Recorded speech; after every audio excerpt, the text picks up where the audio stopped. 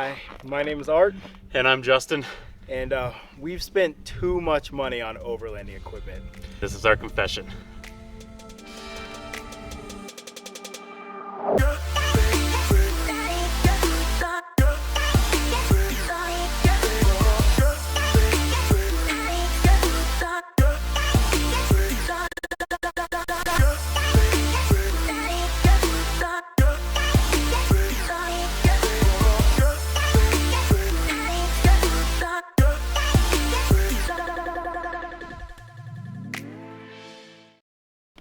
So what even is overlanding? Is it putting as many light bars and recovery boards on your truck to go get the best picture for Instagram? Or is it for actually camping? Well, I think it's a little bit of both. We've been doing this a long time now, it feels like. We started seriously getting into camping, off-road camping, probably 2017-ish. And we started out with not these vehicles. No. Yeah, but we found that as we started getting more and more into the hobby, we were spending more and more money on a bunch of different things that we, at the time, I think we really thought we needed them to be successful out here. Yeah, social media took a hook on us. We thought we couldn't go on the simplest trails without rock sliders, without the best armor underneath the truck, without a winch, without 35, 37-inch mud train tires. Yes. If you didn't have that, you weren't going anywhere. Yeah, but then something weird started happening a year or so ago. We started taking parts off of the trucks, and taking less of the equipment. All this extra weight that we're lugging around and having to push past to get to other things, to get to the things that we really needed. We're why are we bringing all this stuff? It's is it because we need it to be successful out here? Yeah. Or did someone just tell us that we really needed that extra little thing to actually I think it was all just we thought we did. It got so bad that we would have to borrow each other's stuff because it was buried too deep within our equipment. Yes. So, I don't even have rock sliders on this truck. And that was something I thought I needed. I was going to ruin my vehicle. We don't do any sort of Moab or Rubicon rock crawling here. That probably exists, but we do take these vehicles out to get out into nature and to camp, where it's not just all beating the vehicle up. Yeah, and that should be a quick little caveat. People take this hobby in a lot of different ways, and some people go really intense. We take these trucks out into the middle of nowhere, no cell phone service, no campgrounds. We go do a proper dispersed camping out in nature. And so we feel like we're kind of middle of the road as far as the breadth, the scope of campers. We will actually do stuff with them, and challenge ourselves, but we're not off camber, having to have friends pull the truck back need down. Spotters. Yes, definitely more than a 5. yes, but less than a 10. Yes, exactly. So that's the perspective that we wanted to bring to you guys here. Having done this so long, what do we actually need to have fun, basically, to have fun out here? Yeah, so hopefully we can take our 5 to 7 years of experience and kind of break down what the average person needs to get out camping, feel comfortable, and enjoy their time. Yes. So first let's kind of jump around the cars a little bit and see, just kind of the things that we're we maybe went a little bit too far here, and then we'll sort of build a list for people who want to get into off-road camping and not quite the Instagram heavy, I need a $400 walk to cook my carne asada for dinner tonight type of camping. Yep. Yeah, we make turkey sandwiches. Yeah. They're delicious. Yeah, it's good. So let's pop this camera off and do a little wraparound. Okay guys, we're coming up to number 1 here, and it kind of shows up immediately. Winches. I have a winch on mine. Justin does not have a winch on his, even though he used to. It was actually the same winch. You want to tell him what happened? Yeah, I installed it because it was a good price. Once again, Iron Man. Hey guys. Yeah, and it's a synthetic 9,000-pound winch, and installed it, tested it, worked. And then one time I actually thought I might need it, and it didn't work. I was out off-roading in the snow with a few friends, and I couldn't get up a rock because it was very slick, and the winch just wouldn't work. So I took it off to try and repair it, And in the meantime, we've done multiple trips since, and I have never needed a winch. So I thought I'll just save the weight and just not reinstall it. And we installed it. I used it once just to see it work, and then have never, in all of our camping trips, we've done a lot. Yeah, I think we used it just to test the bumper. Yeah. Oh yeah. Because it was just to test not even the winch. Yeah, the our welds. Yeah, because we welded this bumper together, so we wanted to make sure it held up, so we could pull off of the bumper, and that's why it was used. And then after that, other than it being like nice little Instagram candy, it's a nice belly button ring. Yeah. Mine looks empty. Yeah. Overlanding wise, so hot, but like actual off-road camping, it's overkill. For most people, you're on trails that are usually pretty used. You are normally with friends. So you don't really need, you just don't need these. So instead of winches, what do you think is the best thing that you could have, that'll hit the same spot? So since I don't have a winch, I just have D-ring recovery points in the front and rear and a tow rope. Oh, yeah, stay right there. One of these, it's just a tow strap that just goes in these D-rings. And you attach it from vehicle to vehicle, and you like with a buddy, and this you can get yourselves out of most situations. As you can tell, this has never been opened. We haven't needed it yet. Maybe we're just being wussies and we haven't pushed ourselves hard enough. But for all the camping that we've done, we brought the gear. This would do any sort of recovery thing that we needed, and it is like a tenth of the price for all of these setups. This will go just as far for most of what everybody wants to do. So I figure I'd touch base on probably the most important thing you can invest your money in, and that would be tires. These are what have contact with the ground. These are what are going to be hitting the rocks. They're going to be sliding. They're going to be in the mud. This is probably, if you have money for just one item to upgrade your vehicle, I would highly recommend tires over suspension any day of the week. But there's a caveat to that. Us being us, being influenced by everyone saying you need this, you need X, Y, and Z. I have a bit of an oversized tire on this 4Runner. It's a 275 or 285/75, which equates to almost a 34-inch tire. That has required me to cut the frame, do a lot more trimming and everything. It looks great, it works, but the big problem is that it's heavy. We have E-load tires on our trucks, which if you are in a heavy-duty truck, or you are in a dedicated rock crawler and you need something that is as tough as your vehicle, I would highly recommend that. But if you are working with mid-sized vehicles, I think an E-load is probably a bit overkill. Vehicles come with the light truck tires. They have next to nothing. If you can upgrade to maybe a C-load, I think you would be much happier. They'll be lighter, more compliant on the road. They just feel much better. These tires right now are currently at 15 PSI. And it barely makes a dent in these tires. These trucks are just too light for what this tire can handle. It can have almost 90 PSI and it's meant to haul heavy weight. Yeah. And when you're on the, idea of tires, there's always an argument between all-terrains and mud terrains. I've had both. I've had experience with my all-terrains, and now I'm currently on muds, and I have to say, on the next set, I'm probably gonna go back to ATs. And the big issue that I have with that is, from time to time, my 4Runner is my daily driver. This sees a lot of street and highway miles, and unfortunately, because of that, I have left a lot of rubber on the freeway. These do not see the amount of off-roading I wish they could, so they're loud, they are cumbersome, they get into all the ruts if there's any cracks on the road, and I don't know.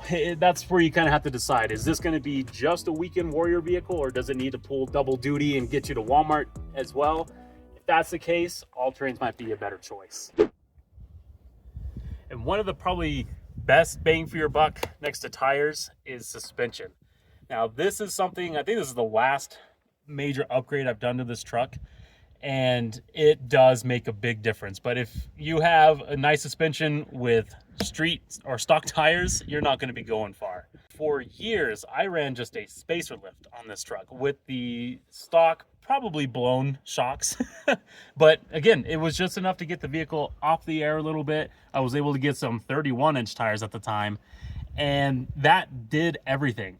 With these bigger tires and this nicer suspension, honestly, I just feel more comfortable on the trail, but I don't really know if my vehicle is that much more capable. The rear end has a lot more flex, so maybe I have more tires on the ground at more time. But honestly, if the suspension on your vehicle is nice, or if you have like a newer vehicle, maybe you can skip a full suspension replace and just go with a spacer at first, just to kind of get you more comfortable with a higher vehicle, a little bit bigger tires, and then kind of really see if you need that next step onto something that's an investment like this. These suspensions are fantastic. This is the Ironman Foam Cell Pro on both trucks. They do feel really, really good. But we've only been on these for probably half of our off-roading careers. You know, like we were on Spacialist for the first half, and they were on a lot of these same trails, and we were happy, you know, and that's a perfectly fine place to start.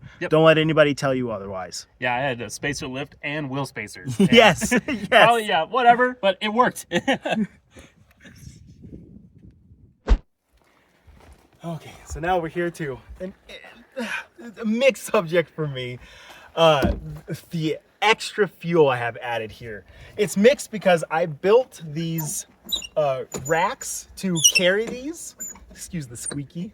But what you'll notice, the extra fuel is empty. It's just for looks. I didn't bother filling it up this time. I used to fill them up every time.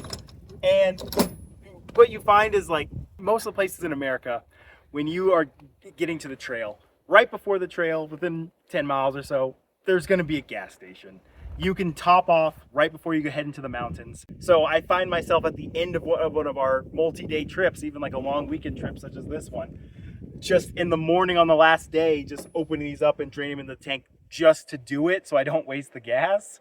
They meet the Instagram level of beauty. Like as far as overlanding goes, oh, you gotta have them. You know, like oh my gosh. But it's like for real life weekend warrior usage, you know, and this is again not the guys who are doing like pure proper true trekking. It's an upper echelon level of us Americans that are doing that.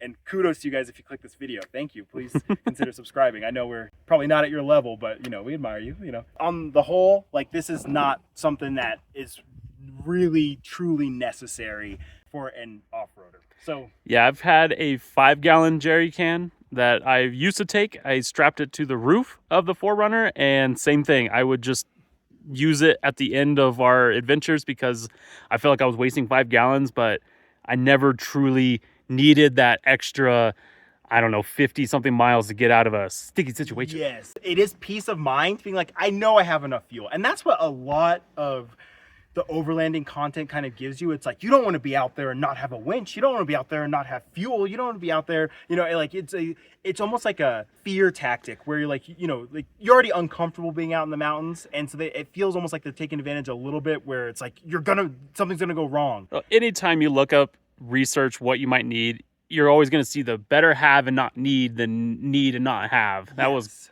always being just pushed down my throat. Yes, exactly. and just us doing this long makes you scared. You know, doing it this long, you realize, okay, there are things that it's better to have and not need. You know, like that definitely is true. But some of it, you're like, okay, it's just not realistic for the way that I'm using the vehicle. And so hopefully we're helping you guys skip a couple steps and get to that. So like, yeah, stuff like this, you know, it's beautiful, fun, cool. It's very cool, but it's necessary is where it's like, it really depends on a case by case. Not for everybody. Yeah. Hello, it's me again. And I want to talk to you about underneath. So when you're in your nice little research phase on what you need to do with your off-road vehicle, a lot of things people bring up is skid plates. And while this is all case by case depending on your vehicle, some cars don't come with skid plates from the factory, but the generation of 4Runners and Toyotas that we have, they do. They have pretty decent all the way back to the transfer case. But people will go ahead and immediately replace these. I couldn't tell you how many miles off-road I've put on these original skid plates. I don't normally dance on rocks and use my skid plate to land on stuff, but these have held up surprisingly well. And I know Arts FJ has the same type of design. So again, if you need to really be conscious on where you're spending your money, if your vehicle already comes with factory metal skid plates, sometimes they're plastic, this might be something that you can overlook for a while until you really think you're going to be getting very aggressive. Stuff like this, it's nice to go out, hit the trails that you want to hit a few times, get yourself out of your comfort zone, or find where it's like, oh, I want to do that, but I don't feel like my truck is ready for it.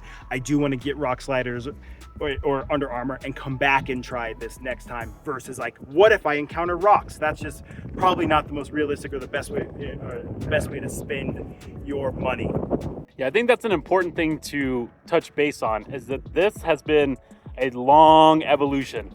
And it's all been learning. We go on a trail, just like Art said, something is a little too, pushes the vehicles a little too much. How can I address that? Go out again.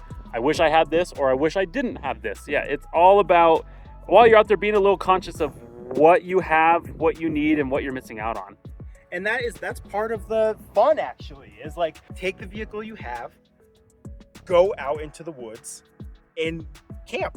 You know, like if you have food, water, fuel, sleeping bag, or whatever, you know, whatever you're gonna sleep in, like you can camp. You're good. You're good. And if you see something that you want to tackle but not ready, or you find yourself in a situation you're like, oh, I really wish I had that, you just write it down, and that's the thing you get for your next trip. And you build your trucks up that way, versus having somebody tell you need this, and this. You know, and I know you're clicking on a video and we're telling you this is what you need or don't need. this, and this. Yeah. Get this instead. Get this. No, but like that is. I feel like that build philosophy is not only more like, you know, budget friendly and economical, but it's also more fun, because you'll reach your limits way faster. And when you're like kind of near your limits, at your limits, that's when you're having fun and stuff like this. You know, like, yeah. And we're broke boys. Yeah, we are broke. This is how we do it. We have to take our time, and it's all about money. Yes, yeah. So like, we know there's people out there that can afford to go super crazy on this stuff, and more power to you. We're, you know, in a lot of ways just extremely jealous, because we wish we could just put everything we possibly wanted under the sun on the vehicles. But that's like, it's just not realistic for us, and we think that there's a lot of people out there that might shy away from this stuff because it can feel very cost prohibitive. So we're just trying to break up that gatekeeping a little bit and help more people get into this hobby, because it is extremely fun. Like we've even just today have been having so much fun just being out here listening to the silence. Yeah. So yeah, that's that. Whew.